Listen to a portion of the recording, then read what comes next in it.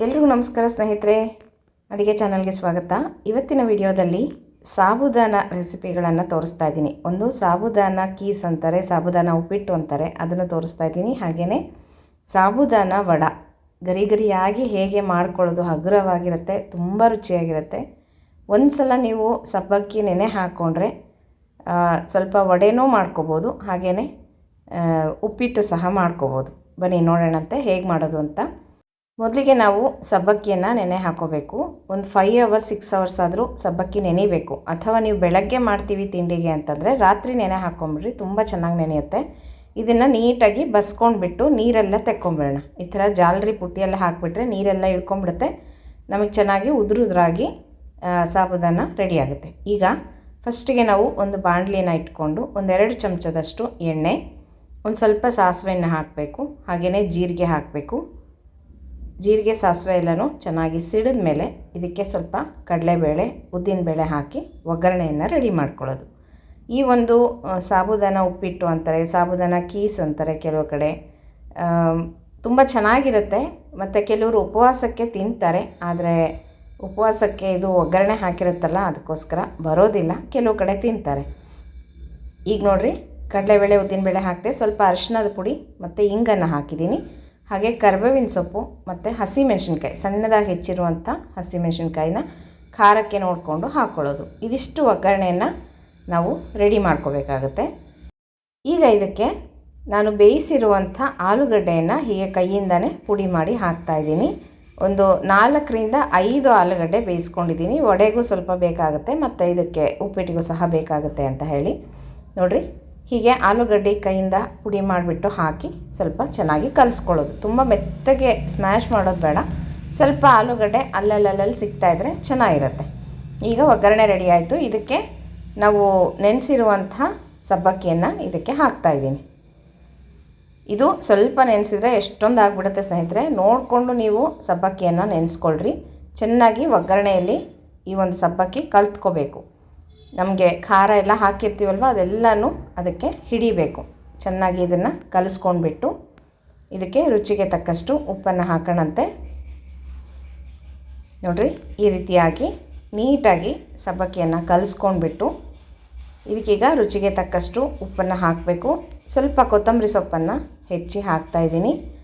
ಮತ್ತು ನಿಂಬೆಹಣ್ಣಿನ ರಸವನ್ನು ಹಾಕಬೇಕು, ಅದೇ ಇದಕ್ಕೆ ಒಳ್ಳೆ ಟೇಸ್ಟ್ ಕೊಡುತ್ತೆ. ಮತ್ತು ಕಡಲೆ ಬೀಜ, ಶೇಂಗಾವನ್ನು ಚೆನ್ನಾಗಿ ಹುರಿದು ತರ್ತರಿಯಾಗಿ ಪೌಡರ್ ಮಾಡ್ಕೋಬೇಕು. ತುಂಬ ನೈಸಾಗಿ ಪುಡಿ ಮಾಡಬಾರ್ದು, ಕ್ರಶ್ ಆಗಿರಬೇಕು ಪೌಡರು. ಶೇಂಗಾ ಪುಡಿ ಹಾಕಿ ಕಲಿಸ್ಕೊಂಡ್ಬಿಟ್ರೆ ಸಾಬುದಾನ ಕೀಸ್ ಅಥವಾ ಸಾಬುದಾನ ಉಪ್ಪಿಟ್ಟು ರೆಡಿ ಆಗುತ್ತೆ. ಈಗ ನೋಡಿರಿ, ಬೇಯಿಸಿರುವಂತಹ ಸಬ್ಬಕ್ಕಿಯನ್ನು ಒಂದು ಪಾತ್ರೆಗೆ ತೊಗೊಂಡಿದ್ದೀನಿ. ಈಗ ವಡೆ ಮಾಡ್ಕೊಳ್ಳೋಣ ಸ್ನೇಹಿತರೆ. ಇದಂತೂ ಸಖತ್ತಾಗಿರುತ್ತೆ. ನೆನೆಸಿರುವಂತಹ ಸಬ್ಬಕ್ಕಿಗೆ 2 ಬೇಯಿಸಿರುವಂಥ ಆಲೂಗಡ್ಡೆಯನ್ನು ಹಾಕ್ತಾಯಿದ್ದೀನಿ.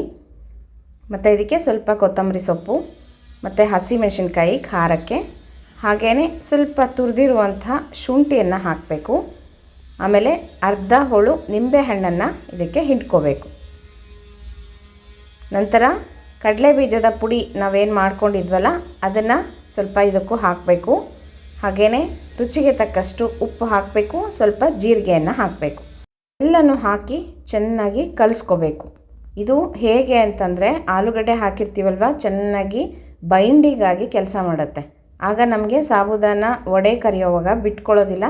ಹಾಗೆ ನೀಟಾಗಿ ಹೀಗೆ ಕೈಯಿಂದ ಆಲೂಗಡ್ಡೆ ಎಲ್ಲನೂ ಸಬ್ಬಕ್ಕಿಗೆ ಹಿಡಿಯೋ ಥರ ಚೆನ್ನಾಗಿ ಕಲಿಸ್ಕೊಳ್ಳೋದು. ನೋಡಿರಿ, ಈ ರೀತಿ ಕಲಿಸ್ಕೊಂಡ್ರೆ ನಮಗೆ ಒಂದು ಉಂಡೆ ಥರ ರೆಡಿ ಆಗಬೇಕು. ಹಿಟ್ಟು ಕಲಿಸಿದ್ರೆ ನಮಗೆ ಹೇಗಾಗುತ್ತೆ ಗೋಧಿ ಹಿಟ್ಟು, ಆ ಥರ ಒಂದು ಉಂಡೆ ಥರ ಇದನ್ನು ರೆಡಿ ಮಾಡ್ಕೋಬೇಕು. ಇದಕ್ಕೆ ನೀರೆಲ್ಲ ಹಾಕಬಾರ್ದು ಸ್ನೇಹಿತರೆ. ನೆನೆಸಿರುವಂಥ ಸಾಬುದಾನ ಸಬ್ಬಕ್ಕಿ ಏನಂತೀವಿ ಅಷ್ಟೇ ನೀರು ಸಾಕಾಗುತ್ತೆ. ಮತ್ತು ಆಲೂಗಡ್ಡೆಯಲ್ಲೂ ಸಹ ಸ್ವಲ್ಪ ತೇವಾಂಶ ಇರುತ್ತೆ. ಹಾಗಾಗಿ ಈ ರೀತಿಯಾಗಿ ನಮಗೆ ಹಿಟ್ಟು ರೆಡಿ ಆಗುತ್ತೆ. ಈಗ ವಡೆಗಳನ್ನು ಮಾಡ್ಕೊಳ್ಳೋಣ. ಎಣ್ಣೆ ಕಾದ್ಮೇಲೆ ನೋಡಿರಿ, ಈ ಥರ ಎಣ್ಣೆ ಕಾದಿರಬೇಕು. ಕೈಗೆ ಒಂದು ಸ್ವಲ್ಪ ನೀರು ಹಚ್ಕೊಂಡು ಒಂದು ಉಂಡೆಯನ್ನು ತೊಗೊಂಡು ಹೀಗೆ ಕೈಯಲ್ಲಿ ತಟ್ಟಿಬಿಟ್ಟು ಎಣ್ಣೆಯಲ್ಲಿ ಬಿಡೋದು. ತೆಳ್ಳಗೆ ತಟ್ಕೋಬಾರ್ದು, ಸ್ವಲ್ಪ ದಪ್ಪನಾಗೇ ಇರಬೇಕಿದು. ಹೀಗೆ ಎಣ್ಣೆ ಚೆನ್ನಾಗಿ ಕಾದಿರಬೇಕು. ಸಣ್ಣ ಉರಿಯಲ್ಲಿ ವಡೆಗಳನ್ನು ಮಾಡಿಕೊಂಡು ನಿಧಾನಕ್ಕೆ ಕರೆದ್ರೆ ಕ್ರಿಸ್ಪಾಗಿ ತುಂಬ ರುಚಿಯಾಗಿರುತ್ತೆ. ಆ ಒಂದು ಕಡಲೆ ಬೀಜದ ಒಂದು ಟೇಸ್ಟ್ ಆಗಲಿ, ನಿಂಬೆಹಣ್ಣಿನ ಟೇಸ್ಟ್ ತುಂಬ ಚೆನ್ನಾಗಿರುತ್ತೆ ಸ್ನೇಹಿತರೆ. ನೀವು ಸಹ ಟ್ರೈ ಮಾಡಿರಿ. ಯಾವಾಗಲಾದರೂ ಸಂಜೆ ಹೊತ್ತಲ್ಲಿ ಸ್ನ್ಯಾಕ್ಸ್ ಐಟಮ್ ಆಗಿ ಇದನ್ನು ಮಾಡ್ಕೋಬೋದು. ಸಾಬುದಾನ ಕೀಸು ಅಷ್ಟೇ ಶನಿವಾರದ ದಿನದಲ್ಲಿ ಯಾವತ್ತಾದರೂ ನೀವು ಒಪ್ಪತ್ತು ಮಾಡುವಾಗ ಅಥವಾ ತಿಂಡಿಗೂ ಸಹ ಮಾಡ್ಕೋಬೋದು. ಸಣ್ಣ ಉರಿಯಲ್ಲಿ ಈ ರೀತಿ ಕರೆದ್ರೆ ಎಷ್ಟು ಚೆನ್ನಾಗಾಗುತ್ತೆ ಅಂತ ಗೋಲ್ಡನ್ ಬ್ರೌನ್ ಆಗಿ ರೆಡಿ ಆಗುತ್ತೆ.